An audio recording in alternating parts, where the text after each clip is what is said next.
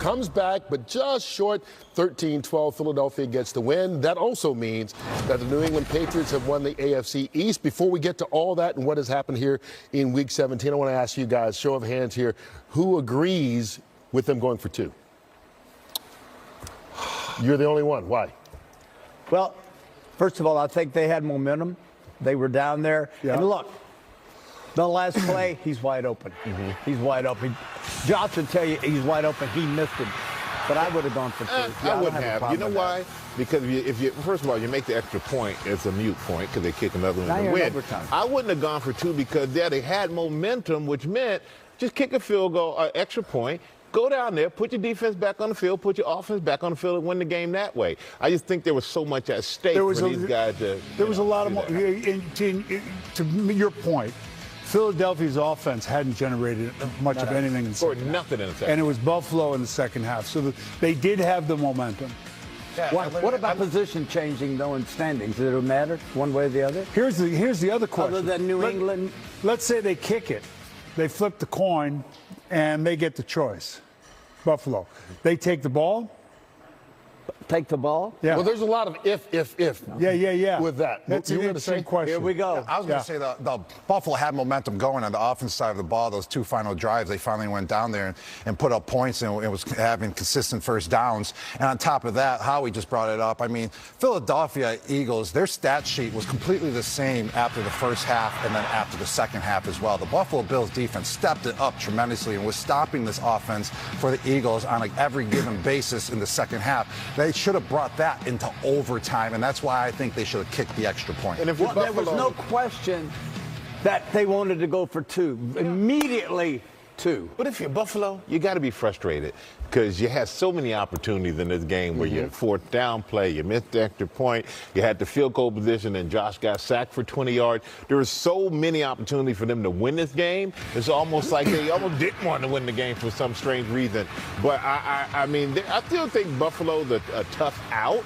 I don't think if they in the playoffs, I think anybody they play is still going to be a tough out. It's not going to be an easy team to just beat and run over. This play right there took them out of field goal position, and that would have changed the outcome of this game as well. But, yeah, second half was all Buffalo. First half was all Philadelphia. You know, it's hard to talk about Philadelphia's defense when they gave up 331 yards and 2 touchdowns late.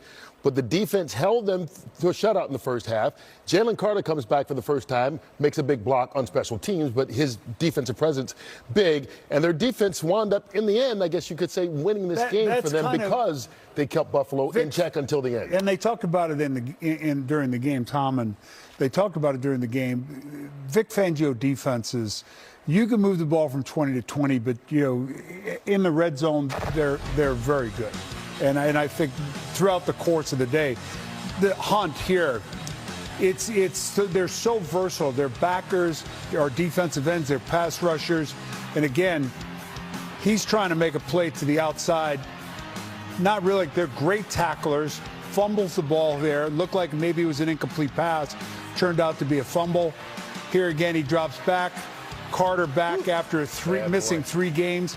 He looks as quick as could be. Yeah. You know, so that defense is special. They've been special all year with the exception of the Chicago game. They tackle extremely well. And one guy who tackles a lot for that Eagles defense, Zach Bond, spoke just moments ago with Aaron Andrews.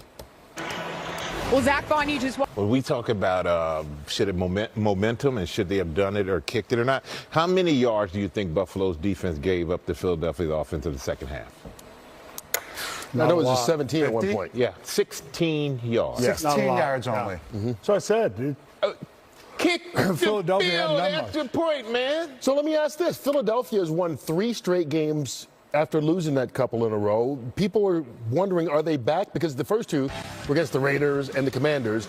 By winning this one, is Philadelphia back or are they not? Because you sound like you're saying that Buffalo let opportunities slip by. One thing they've really, you know, and I think over the last 3 games, we talked about them being maybe in the lab a little bit offensively. You know, it's like, who are they? What are they doing? Are they going to run the football? Are they going to throw the football? Crossing routes? What are the route combinations? What are the formations? They've been in 12. They've been in 13 personnel, 2 tight ends, 3 tight ends. They've been in some bunch. They've ran a lot of crossing routes. But the big question is, when can they string together one full game? One full game as a team. Look, no, not the weather. It's in any weather. No, throughout the course of the season, it's been 2 quarters great, 2 quarters bad. Yeah, well, if they want to have a deep playoff run, they're going to have to string together games. But I've been talking to Philadelphia Eagles fans out there, and they keep saying, hey, we have everyone where we want them. They keep guessing what we're going to bring to the table every single week, and then boom, when the playoffs come, they're going to put it together. So let me tell you, the fan base is very happy whenever I talk to a fan that's a Philadelphia Eagles fan. Go ahead, Mike. Listen, defending that title, world champion, is hard to do. And I've said this a couple of weeks ago on this show, is that the Eagles right now said this morning, the Eagles, to me, were the most complete team. I think they are rising to the occasion. Today, I don't care how they won, they won. That's all that matters. Nobody cares. And that's what they say. Yes. Now we get to the playoffs, and I promise you, all these rookies out there that think that the NFL is fast when they get there, wait till you get to the playoffs. It goes to another level. How, I don't know. And I'm just saying to myself right now, Philadelphia has the skilled people, has the defense. I think of anyone in the NFC to take it up another notch. They know how to do it. They have the experience as well.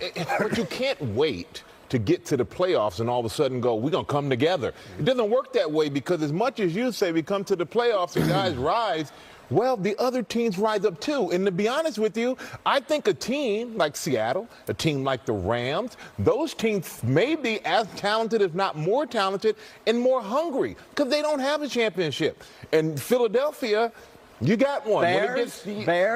Chicago? These teams are hungry. 49ers? I don't agree with that. They're just going to rise up. Here's the thing about the two teams. A couple of the teams you mentioned. One, San Francisco, I get. Rams, I get. Been there, done that. They've got guys on offense in particular that have been there and done that. Now, not San Francisco hasn't won a Super Bowl. The Rams have won one Super Bowl. I'd say when you're talking about Chicago and you're talking about Seattle, haven't been there and done that. So how are they going to react in the playoffs? And it's I say you could flip a switch. It's, for somebody who hasn't been there, as Terry pointed out, it does go way up. But at one point, Philadelphia hadn't been there. Right. At one point, no question. All of us hadn't been there. But we got it together at the right time, and we got there. And at this point, Philadelphia is still behind both Seattle